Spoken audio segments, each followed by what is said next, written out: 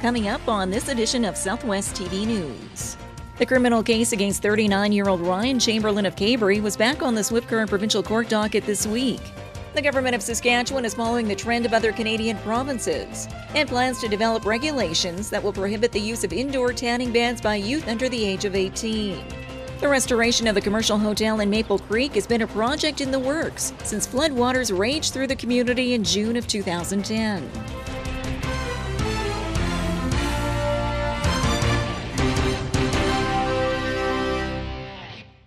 Thanks for joining us here today. A former hockey coach from Southwest Saskatchewan has pled guilty to sexual assault charges, ranging from 1994 to present day. The criminal case against 39-year-old Ryan Chamberlain of Cabory was back on the Swift Current Provincial Court docket this week. Chamberlain, with the shaved head and blue jacket, who had been out on strict court conditions for the past several weeks, surrendered to the RCMP on Monday. Chamberlain is a former youth hockey coach in Cabory and across Southern Saskatchewan, and was initially arrested on February 26th and again on March 20th, charged with numerous counts of sexual assault, invitation to sexual touching, sexual interference, sexual exploitation, and corrupting children. Following an ongoing investigation by the Maple Creek and Swift Current RCMP and the Regina Major Crimes Unit, a total of 4 victims have now come forward with charges against the accused. Chamberlain's lawyer pled guilty on his behalf on Monday to 3 counts of sexual assault and 1 count of luring, as the accused sat silent and face down in the prisoner's box in the courtroom.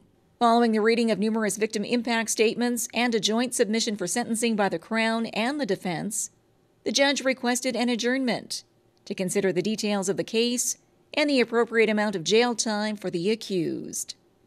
Ryan Chamberlain will remain in custody until his next appearance in Swift Current Provincial Court on May the 6th.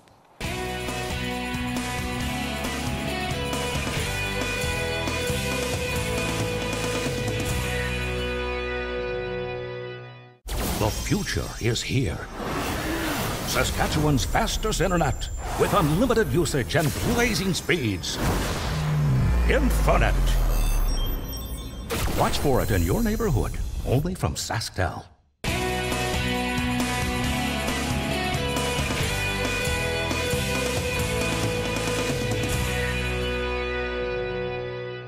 Restrictions are on the horizon for youth and tanning salons here in the province. We have more in this report. The government of Saskatchewan is following the trend of other Canadian provinces and plans to develop regulations that will prohibit the use of indoor tanning beds by youth under the age of 18. The regulations are expected to be finalized by this summer, a move which the Canadian Cancer Society has been lobbying the government to address for the past number of years. Regulation is key given what an undercover investigation found for us. We hired a consultant to send underage kids into tanning salons in Regina and Saskatoon and found that more than half were not asking for age and would have allowed the researchers to tan. That's a big concern, so we will be encouraging the government to make sure the regulation is strong. Pachasnik further adds that she hopes the province will adhere to strict fines for any tanning salons breaking the new legislation once it's in place, as skin cancer is the most common diagnosed type of cancer in Saskatchewan. Indoor tanning before the age of 35 significantly increases a person's risk of developing melanoma.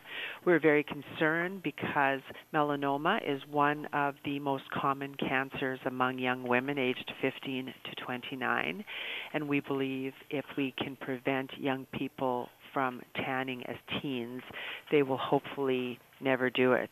And I think the other important piece to mention is that this should send a strong message to parents, adults who tan, that indoor tanning is simply not a smart thing to do, that you are increasing your risk of melanoma and non-melanomas. And if you're concerned about getting enough vitamin D on a regular basis, the Canadian Cancer Society says this will not improve through sun tanning, but by rather complementing your daily food intake through a proper diet or by taking vitamin supplements. Once the new legislation is in place, Saskatchewan will be the last province in Canada to come on board with the Canadian Cancer Society and the tanning bed restrictions for youth.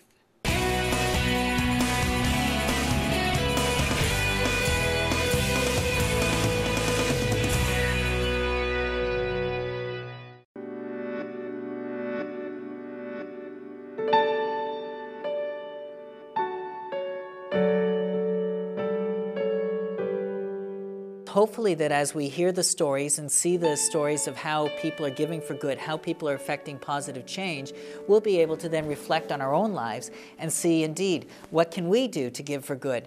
And even more than that, what are we doing to give for good? What are we doing to affect change? And as we notice that in our lives, I think we will find that we are our own inspiration to even give more for good, to affect more change.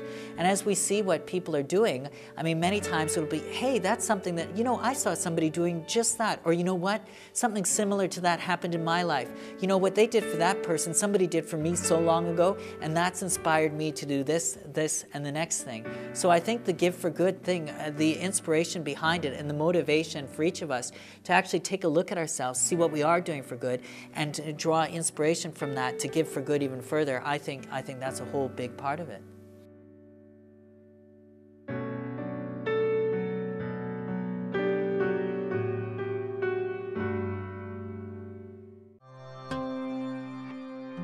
I played for the Swift Current Broncos for a short year and a half. It was unbelievable. I met new people that I became great friends with. Putting on a WHL jersey, semi-pro, it's pretty unbelievable just to make it to that goal.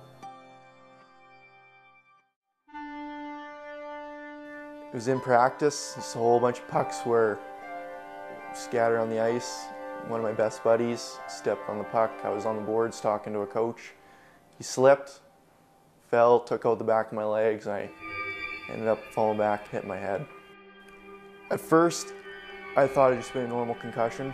I was treated by many doctors. I was sent to Calgary many times to see neurologists. Couldn't really figure out. They just kept saying it's a timeline, a waiting game. It's been ongoing for 4 years now, I believe. Still have the symptoms, headaches.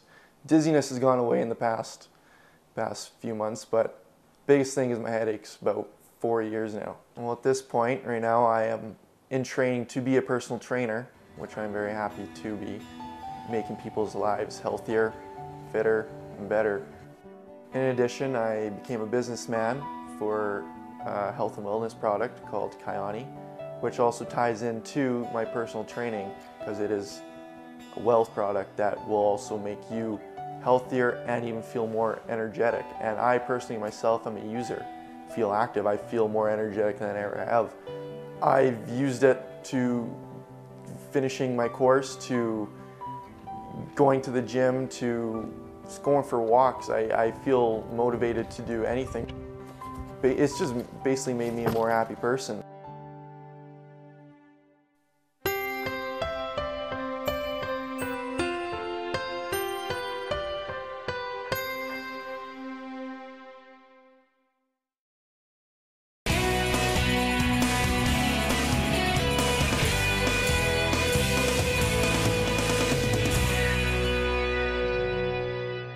The commercial hotel has received more funding from Community Future Southwest to help with upgrades to this historic landmark in Maple Creek. The restoration of the commercial hotel in Maple Creek has been a project in the works since floodwaters raged through the community in June of 2010. Since then, the Lycadale Hotel Group has taken on the desire to refurbish this landmark in Maple Creek.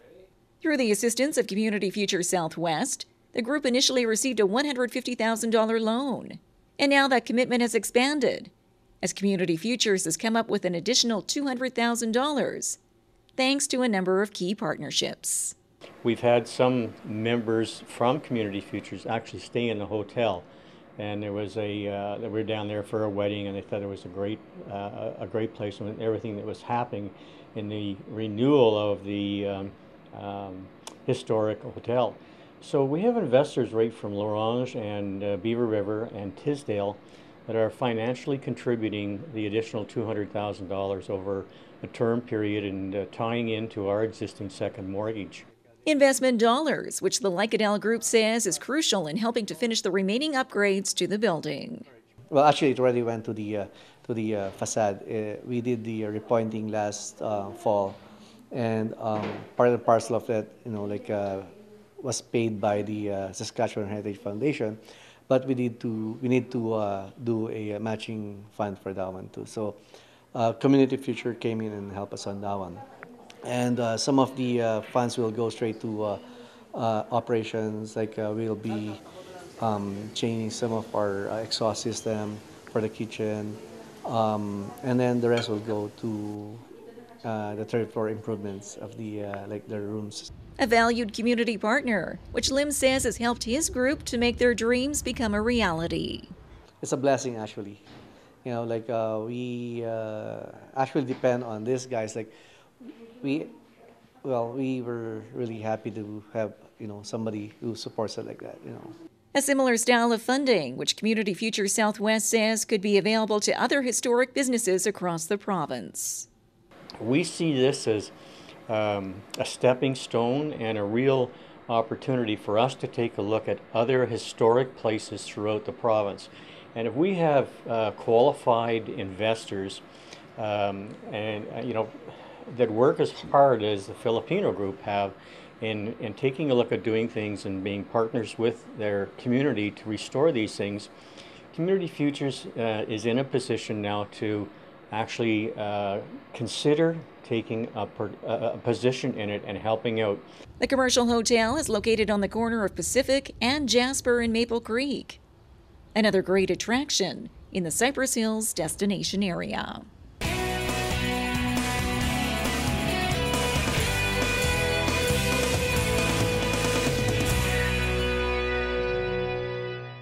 The future is here.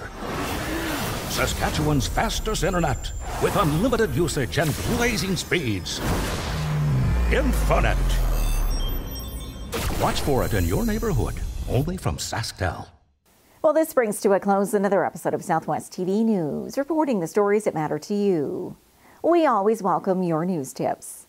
You can always reach us here by phone, at our studio, or by email to contact us at southwesttvnews.com. Also, be sure to join us daily online for the latest news from across Southwest Saskatchewan and so much more at MyLocalTV.ca. And be sure to follow us on a range of social media. Thanks for joining us here today. I'm Carol Andrews.